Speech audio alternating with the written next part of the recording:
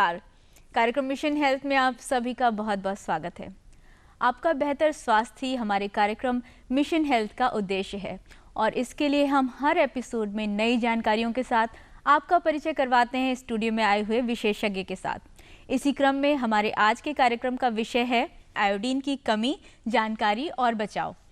और इस कार्यक्रम में इस विषय पर जानकारी देने के लिए आज हमारे साथ स्टूडियो में उपस्थित हैं गैर संचारी रोग विभाग से उप महाप्रबंधक doctor AB Singh ji. Doctor साहब, आपका बहुत बहुत स्वागत है कार्यक्रम में। और दर्शकों, इस विषय पर यदि आपके भी कोई सवाल हो, कोई जिज्ञासा हो, तो आप डॉक्टर साहब से सीधे बात कर सकते हैं, जिसके लिए नोट करना होगा आपको हमारे फ़ोन नंबर्स। तो जल्दी से नोट कर लीजिए हमारे फ़ोन नंबर्स। हमारे फ़ोन नंबर्स हैं 0522 220 5756, 0522 2288698, 0522 4015 और आपसे हमारा छोटा सा निवेदन है कि जब आप हमें फ़ोन करेंगे तो पहले अपने टीवी सेट की आवाज़ को कम कर लीजिए, जिससे हमें आपका प्रश्न स्पष्ट रूप से सुनाई पड़ सके। और अब जल्दी से फ़ोन मिलाना शुरू कर दीजिए। डॉक्टर साहब, जब तक फ़ोन आते हैं तब तक हम अपने विषय को शुरू करते हैं। जैसा कि हम बात कर रहे हैं आयोडीन की कमी, लक्षण, कारण और बचाव के बारे में, तो क्यों ना सबसे पहले हम यही जान लें कि आयोडीन है क्या और हमारे शरीर के लिए कितना ज़रूरी है ये। देखिए, आयोडीन एक माइक्रोन्यूट्रिएंट है जी, जिसकी हमारे शरीर को आवश्यकता होती है हमारे विकास के लिए, और खास करके हमारे मानसिक विकास के लिए और गर्भस्थ बच्चों के विकास के लिए जी। और आयोडीन की कमी से जो है कई तरह के मानसिक मंदता, शारीरिक विकास, इन सभी कमी हो जाती है। जी, तो बहुत सारे विकास के लिए, स्वास्थ्य के लिए ज़रूरी एक छोटा सा पोषक तत्व है आयोडीन। जी हाँ, इसके बारे में हम और भी जानेंगे। डॉक्टर साहब, ये हमारे जो स्वस्थ शरीर है, या कहना चाहिए स्वस्थ शरीर के लिए कितना मात्रा आयोडीन की ज़रूरी होती है? देखिए, आयोडीन की जो हमको रिक्वायर्ड डेली अलाउंस है वो हमारी 150 माइक्रोग्राम की है। जी। तो 150 माइक्रोग्राम अगर हम ऐसे कहें सीधे लहजे में, तो सुई के नोक के बराबर की आयोडीन की आवश्यकता हमको रोज होती है। जी, लेकिन वो भी कई बार कमी हो जाती है शरीर में और बड़े बड़े उसके दुष्प्रभाव दिखने को मिल जाते हैं। काफ़ी कमी हो जाती है बहुत जगह पर, और हमारे भारतवर्ष में कई सारे राज्यों हैं जो आयोडीन कमी से अफेक्टेड हैं। हमारा उत्तर प्रदेश भी ऐसा राज्य है जिसके करीब 24 जनपद आयोडीन की कमी से ग्रसित हैं। जी। अच्छा डॉक्टर साहब, यदि कोई गर्भवती महिला है, उसको आयोडीन की कमी हो जाती है, तो उससे होने वाले बच्चे को या महिला को क्या क्या दिक्कतें आ सकती हैं? देखिए, अगर किसी को महिला अगर गर्भ के दौरान है, अगर उसका आयोडीन की कमी है उसमें, तो उससे कई सारी चीज़ें हो सकती हैं। एक तो उसको एबॉर्शन होने की हो सकता है जी। दूसरा, अगर उसको बच्चा पैदा भी हुआ तो बच्चा जो है मंद बुद्धि का हो सकता है आयोडीन की कमी की वजह से। तो इसलिए आयोडीन की कमी नहीं होनी चाहिए आदमी को जीवन पर्यंत। जी, बहुत ज़रूरी है कि छोटी सी मात्रा भी, रोज़ की जो है प्रतिदिन की मात्रा, वो जाती रहे। बिल्कुल जी। बिल्कुल। और डॉक्टर साहब, इसी के साथ हमारे साथ एक कॉलर जुड़ चुके हैं, उनका फ़ोन ले लेते हैं। हेलो जी, क्या प्रश्न है आपका? मेरा एक प्रश्न है, आयोडीन की कमी से क्या क्या रोग हो सकता है? जी डॉक्टर साहब। देखिए, आयोडीन की कमी से, जैसा कि पहले हमने कहा, अगर कोई महिला गर्भवती है तो उसमें असमय एबॉर्शन की शिकायत हो सकती है, बच्चा मंद बुद्धि हो सकता है। अगर किसी बच्चे में जो है कमी आयोडीन की, तो वो बच्चा जो है उसका IQ लेवल कम हो जाता है, वो बच्चा मंद बुद्धि हो जाता है। उसके अलावा क्रिटिनिज्म एक है, इसमें परेशानी होती है। उसके साथ ही साथ जो हम लोग को दिखता है, जो बहुत अब दिखना कम हो गया है, वो गले में जिसको हम लोग ग्वाइटर, जिसको घेंगा कहते हैं, वो घेंगा दिखने लगता है, क्योंकि आयोडीन की कमी से जो हमारा थायराइड ग्लैंड है वो अफेक्ट हो जाता है। तो ये मेन है जो आयोडीन की कमी से होता है। और सबसे मुख्य ये है कि इससे IQ कम हो जाता है, बच्चा या व्यक्ति मंद बुद्धि का होता है, इसलिए आयोडीन की मात्रा लेना बहुत ही आवश्यक है। जी, अंकित जी, फ़ोन करने के लिए आपका बहुत बहुत धन्यवाद। और डॉक्टर साहब, जब कोई नवजात शिशु है, कई बार होता है कि उसका शुरू में पता नहीं चलता, तो क्या नवजात शिशुओं में भी आयोडीन की कमी पाई जाती है, और अगर हाँ, तो इसे कैसे संतुलित किया जा सकता है? देखिए, नवजात शिशु में अगर माता में गर्भावस्था के दौरान आयोडीन की कमी है तो बच्चे में आयोडीन की कमी हो जाती है। लेकिन चूंकि बच्चा नवजात है, 6 महीने तक या उसके 6 महीने तक उसको सिर्फ अपने माँ के दूध पर रहना है, तब तक तो कुछ किया नहीं जा सकता है। अगर माता आयोडीन की मात्रा ठीक से ले रही है तो बच्चे को आयोडीन प्राप्त होता ही है। लेकिन जब बच्चा एक बार खाना शुरू करे तब ये ध्यान रखना चाहिए कि उसका आयोडीन की मात्रा जो है वो खाने में उसको ठीक से मिल रही हो, ताकि उसकी आयोडीन की कमी, आयोडीन डिफिशिएंसी ना हो। जी बिल्कुल। और डॉक्टर साहब, इसी के साथ साथ हम ये भी जानना चाहेंगे कि क्या बच्चों में, जो बढ़ते हुए बच्चे हैं, उनमें आयोडीन की कमी होने से मानसिक उनको दुष्प्रभाव पड़ सकता है किसी तरह का? देखिए, जो आयोडीन हमारा माइक्रोन्यूट्रिएंट है जिसकी बड़ी कम आवश्यकता होती है जी ये हमारा एक बड़ा महत्वपूर्ण ग्लैंड होता है जिसको हम कहते हैं थायराइड। जी जो थायराइड हमारे शरीर के कई सारे फंक्शंस को करता है। जी तो थायराइड के प्रॉपर फंक्शन के लिए आयोडीन की जरूरत रहती है। जी जब आयोडीन कम हो जाता है तो उससे बच्चों में जो उनका, मैंने कहा, आईक्यू लेवल, जो जी। उनका बौद्धिक स्तर है वो कम हो जाता है और जी। बच्चे जो है इससे थोड़े मंदबुद्धि हो जाते जी हैं। तो इसका मतलब है सीधे सीधे ये मानसिक स्वास्थ्य से जुड़ा हुआ पोषक तत्व है। यदि इसकी कमी हुई तो कहीं ना कहीं दिमाग पे असर पड़ता है बच्चों के, बढ़ते नहीं, हुए बच्चों दिमाग पे या मानसिक स्वास्थ्य नहीं कहेंगे इसको। जी। मानसिक स्वास्थ्य एक अलग चीज हो गई। जी इससे जो बच्चे की बौद्धिक स्तर है जी वो मानसिक स्वास्थ्य उसका ठीक होगा, वो कोई मानसिक बीमारी से ग्रसित नहीं होगा। अच्छा। लेकिन जो उसका आईक्यू लेवल है जी वो थोड़ा सा कम हो जाता कम हो है, जाता मतलब है। बौद्धिक स्तर कम हो जाता है, हो सकता है वो मंद बुद्धि हो जाए। जी जी ये जी। प्रॉब्लम होती है इससे। जी तो बहुत छोटा सा तत्व है, डॉक्टर साहब ने बताया माइक्रोन्यूट्रिएंट है आयोडीन, लेकिन इसकी छोटी सी मात्रा शरीर के लिए बहुत अधिक आवश्यक है। और डॉक्टर साहब, इसी के साथ साथ हम ये भी जानना चाहेंगे कि क्या हमारा शरीर प्राकृतिक तरीके से भी आयोडीन को प्राप्त करता है? देखिए, जो आयोडीन का नेचुरल सोर्स है जी वो हमारा प्राकृतिक ही है। जो हमारा जमीन है, जी ये जमीन ही हमारा आयोडीन का नेचुरल सोर्स है। जी तो जमीन से जो भी अनाज वगैरह पैदा होता है तो उसमें आयोडीन की मात्रा होती है। अपने तो जो आप, वो अनाज जी। हम लेते हैं जी। तो हमको आयोडीन उतना प्राप्त हो जाता है। जी किंतु ऐसी जगह है जहाँ पर कि डिफॉरेस्टेशन हुआ हो या जो लगातार बाढ़ से ग्रसित रहे हों जी। या जहाँ नदियों ने अपना रास्ता चेंज कर लिया हो और जो जमीन के ऊपर का स्ट्रेटा है जी वो जब धुल जाता है तो उसकी वजह से जो है आयोडीन की मात्रा उस सॉइल में खत्म हो जाती है, जी। तब आयोडीन की डिफिशियंसी होती है। जी मतलब जो प्राकृतिक तरीके से मिल रहा होता है वो नहीं पहुंचता नहीं शरीर पहुंच में। पाता है। जी तो पूरी जो भी वहाँ की जनसंख्या है सभी को वो असर देखने को मिलता तो होगा। उनको असर मिलता है। इसीलिए हम कहते हैं हमारा सब हिमालयन एरिया है, जैसे खासकर जो तराई के इलाके हैं जी वहाँ पर जो सॉइल है वो आयोडीन डिफिशियंट है। जी अच्छा डॉक्टर साहब, एक और कॉलर जुड़ चुके हैं हमारे साथ, सीमा जी हैं, उनसे बात कर लेते हैं। हेलो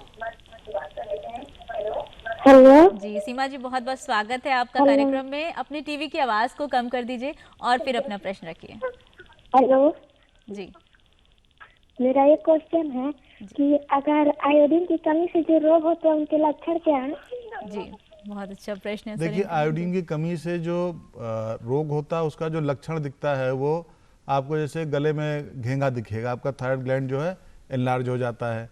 और उसके अलावा अगर आप किसी का बच्चे का आईक्यू टेस्ट करेंगे या उसके रोजमर्रा में देखेंगे तो बच्चा आपको बाकी बच्चों की तुलना में थोड़ा सा कम जो है एक्टिव और उसका आईक्यू लेवल कम दिखेगा, उसका बौद्धिक स्तर कम दिखेगा। जी सीमा जी, बहुत बहुत धन्यवाद आपका फ़ोन करने के लिए। और सर हमारे साथ एक और कॉलर जुड़ चुके हैं, नंद स्वरूप जी हैं बाराबंकी से। हेलो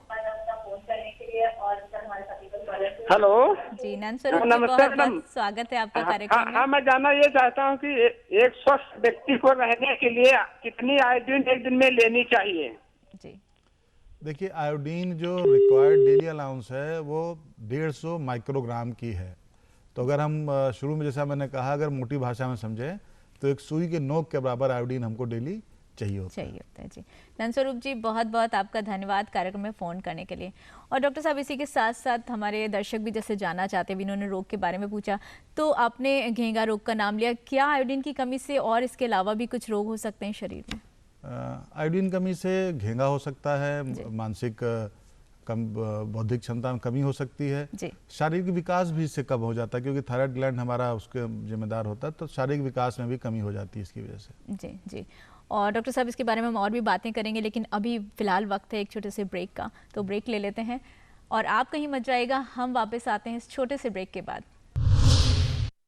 कार्यक्रम में आपका पुनः स्वागत है। आज हम बात कर रहे हैं आयोडीन की कमी, जानकारी और बचाव। और हमारे साथ एक और कॉलर जुड़ चुके हैं, डॉक्टर साहब उनका फ़ोन ले लेते हैं। जयदेवी मिश्रा जी हमारे साथ बाराबंकी से। हेलो हेलो, जयदेवी मिश्रा बोल रहे हैं बाराबंकी से। जी। हमारा प्रश्न ये है कि जैसे आयोडीन कम खाएं तो बीमारियां हैं और ज्यादा खाएं तो कोई नुकसान तो नहीं है? जी, ये भी बहुत महत्वपूर्ण प्रश्न है। देखिए, आयोडीन, जैसा मैंने शुरू में कहा कि आयोडीन हमारा जो नेचुरल खाना पीना उसमें हमको मिलता है, तो आयोडीन इतना ही मिल जाती है हमको आवश्यकता होती है। जी अब जहाँ पे आयोडीन की कमी है या हम कहते हैं कि हम सबको जो है आयोडीन की कमी ना हो, इसके लिए हम क्या करते हैं, हमने ये कर रखा है कि जो नमक हमारा है उसको हमने आयोडाइज से फोर्टिफाई कर रखा है, यानी नमक में आयोडीन को मिला रखा है। जी तो जो नमक में आयोडीन को मिला इसलिए रखा है कि नमक आदमी रोज खाता है, तीनों टाइम खाता है, और उसमें आयोडीन इतना ही मिलाया गया है कि जितना उसको डेली की आवश्यकता होती है, कि अर्थात अगर एक आदमी दिन भर में 1 चम्मच नमक खाना है उसको, तो उसमें इतना ही आयोडीन उसको मिलेगा जितना उसको डेली बॉडी में चाहिए। तो इस तरीके से किसी का आयोडीन की बॉडी में अधिकता नहीं होती है, और ऐसा संभव नहीं कि आयोडीन की ज़्यादा हो जाए। और जितना हमने कहा कि 150 माइक्रोग्राम उसको रिक्वायर्ड डेली अनाउंसेस है, इतना ही उसका आयोडीन प्राप्त होता है, इससे अधिक आयोडीन प्राप्त नहीं होता है उसको। जी जयदेव जी मिश्रा जी, आपका बहुत बहुत धन्यवाद कार्यक्रम में फ़ोन करने के लिए। डॉक्टर साहब, इसी के साथ साथ हमारे दर्शक ये भी ज़रूर जानना चाहेंगे कि ऐसी कौन सी बातें हैं जिनका ध्यान रखने से आयोडीन की कमी ना हो, और यदि हो जाती है आयोडीन की कमी तो इसका उपचार कहाँ से प्राप्त किया जा सकता है? देखिए, आयोडीन की कमी ना हो इसके लिए सबसे महत्वपूर्ण ये है कि मनुष्य के शरीर में जितना आयोडीन चाहिए उतना आयोडीन जाता रहे। जैसे मैंने आपको शुरू में बताया कि आयोडीन का जो मुख्य स्रोत है वो हमारा सॉइल ही है, उसमें अनाज पैदा होते हैं, उनमें आयोडीन प्राकृतिक रूप से होता है, किंतु समय के साथ धीरे धीरे जमीन की ऊपरी परत से आयोडीन खत्म होता जा रहा है। इसलिए भारत सरकार ने WHO की जब मीटिंग हुई तब आयोडीन को लिया गया कि आयोडीन डिफिशियंसी जो है एक बड़ी पब्लिक हेल्थ प्रॉब्लम हो रही है, और इसके लिए एक प्रोग्राम बना जिसको उन्होंने कहा USI, universal salt iodisation.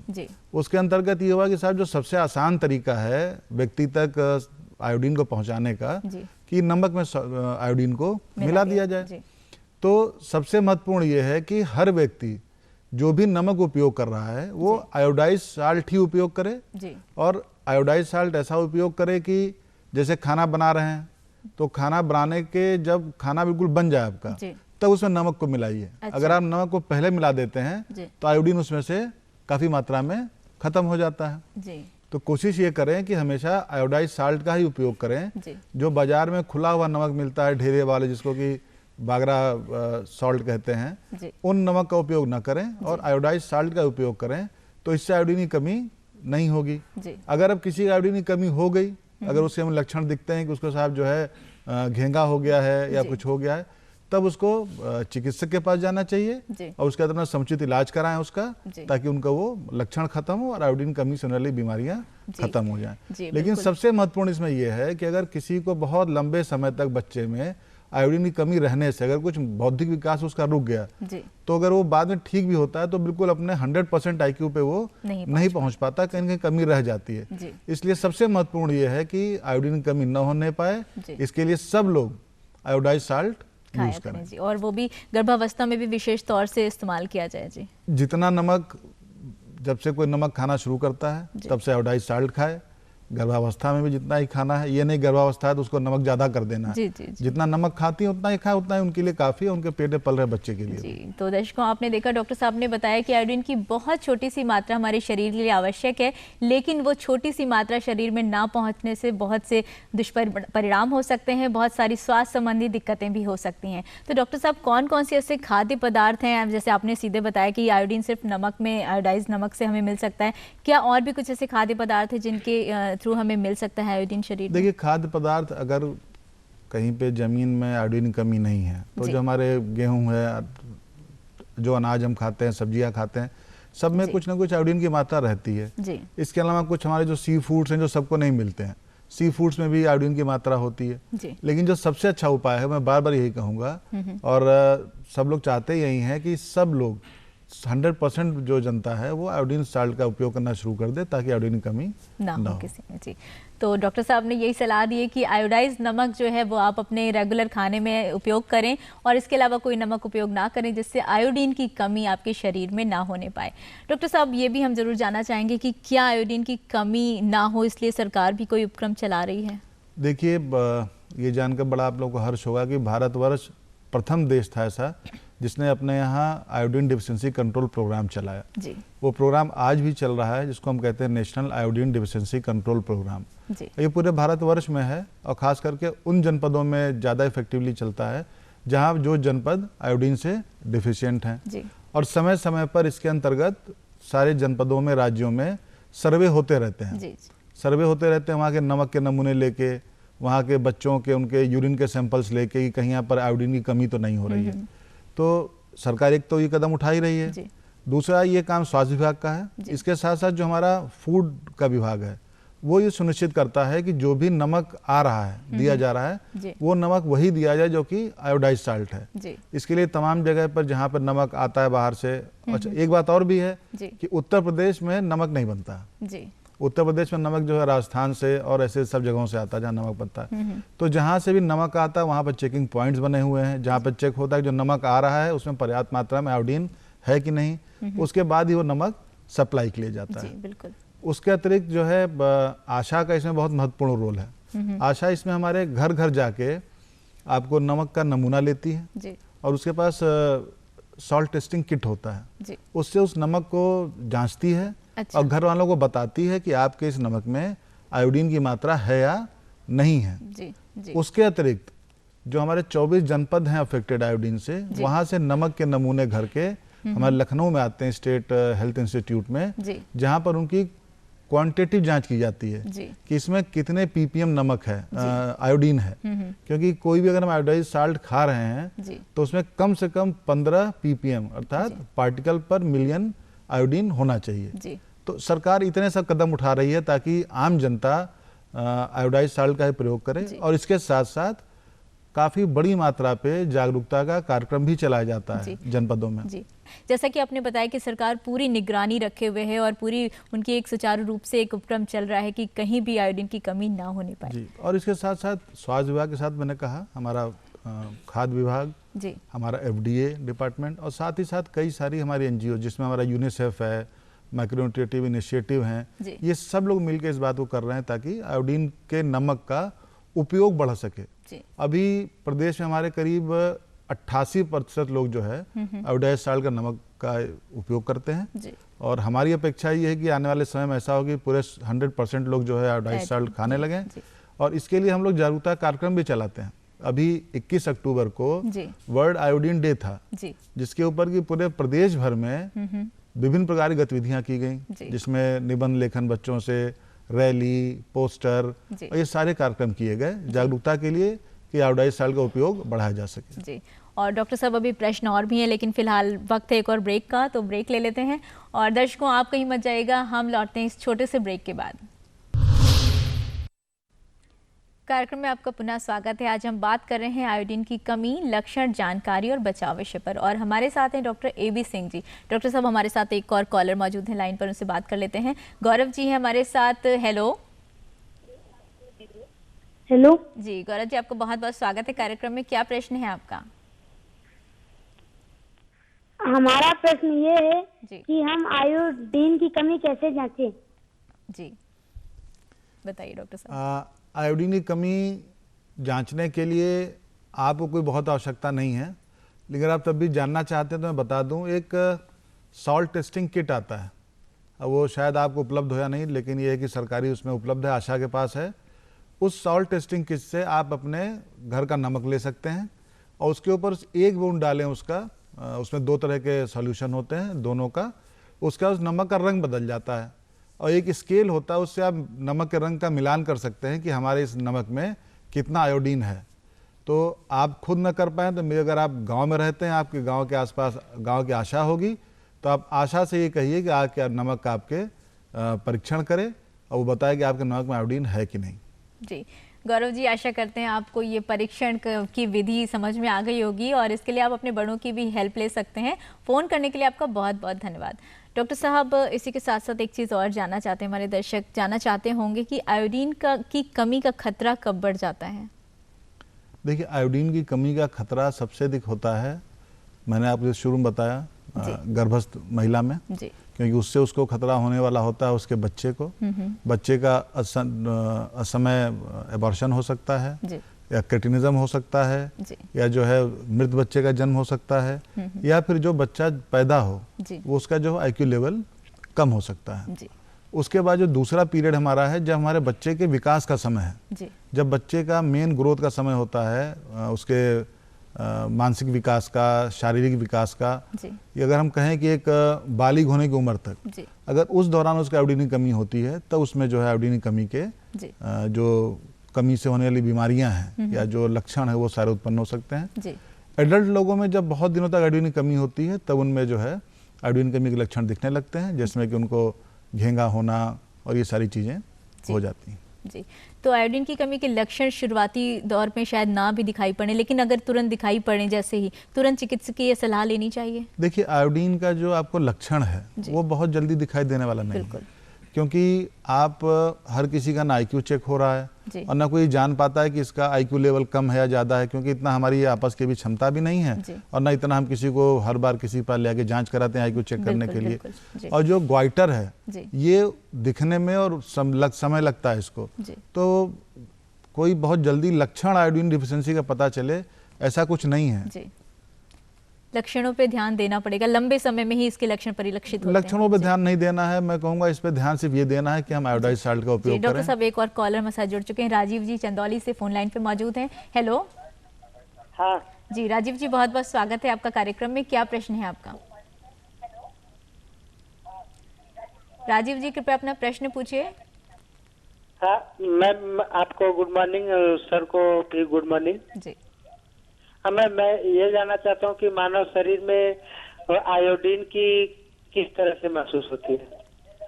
Iodine की कमी जी क्या प्रभाव पड़ता है, पूछना चाहते हैं। आयोडीन की कमी से शारीरिक विकास में कमी होती है, मानसिक जो बौद्धिक स्तर उसकी कमी होती है, बहुत लोगों को थकान वगैरह महसूस होती है, तो ये आयोडीन की कमी से होता है। छोटे-छोटे आयोडीन, हाँ जी, आयोडीन की कमी का ऐसा कोई बहुत बड़ा लक्षण नहीं है जो कि परिलक्षित होता हो। वो समय के साथ साथ, जो क्योंकि माइक्रोन्यूट्रिएंट है, जब उसकी कमी होती है लेकिन समय के साथ साथ उसका जो है लक्षण और उसकी जो आपके इफेक्ट है वो दिखाई पड़ते हैं। जी, कार्यक्रम में फोन करने के लिए आपका बहुत बहुत धन्यवाद डॉक्टर साहब, और आपने बहुत महत्वपूर्ण जानकारियां दी हमें। और अब आगे बढ़ते हैं और अब समय है चलते चलते।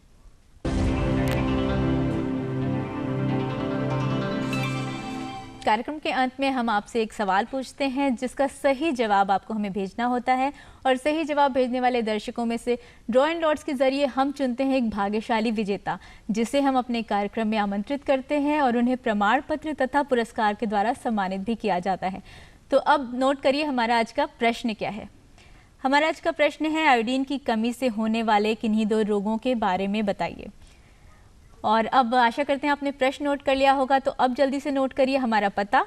हमारा पता है प्रस्तुतकर्ता मिशन हेल्थ, कमरा नंबर 205, दूरदर्शन केंद्र 24, अशोक मार्ग, लखनऊ 226001। आप हमारी ईमेल आईडी भी नोट कर लीजिए। हमारी ईमेल आईडी है missionhealth.ddupLko@gmail.com। और अब आपके पत्रों का हमें बेसब्री से इंतजार रहेगा। आशा करते हैं आपने आज का कार्यक्रम ध्यान से देखा होगा। चलते चलते के प्रश्न के उत्तर को हमें ज़रूर भेजें। और डॉक्टर साहब, आपने इतनी महत्वपूर्ण जानकारियाँ दी, इतना कीमती वक्त हमें दिया, आपका बहुत बहुत धन्यवाद।